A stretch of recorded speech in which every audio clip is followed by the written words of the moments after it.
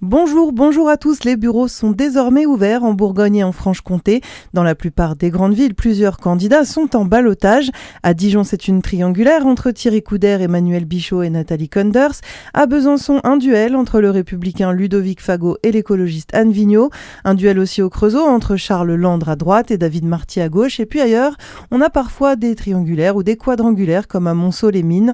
La plupart des bureaux de vote fermeront à 18h, 19h dans les plus grosses communes de la région. On revient aussi sur cet accident mortel survenu dans le Morvan. Une femme est décédée hier tôt dans la matinée après une collision entre deux voitures. L'accident s'est produit sur la départementale 906 au niveau de Liernay en Côte d'Or. Il a fait également 4 blessés. Ils ont été transportés vers le centre hospitalier de Semur en Auxois. Dans le reste de l'actualité, 30 ans de réclusion criminelle pour Lucas Larrivé.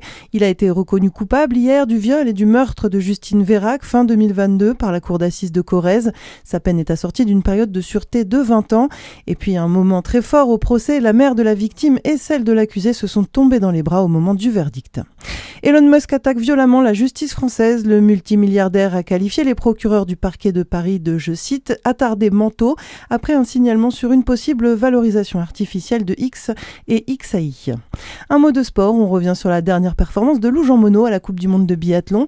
La doubiste étoffe sa collection de globes. Elle a décroché le petit globe de cristal de la poursuite femme hier à Oslo. Après le général, l'individuel et le sprint, c'est son 4e globe de la saison.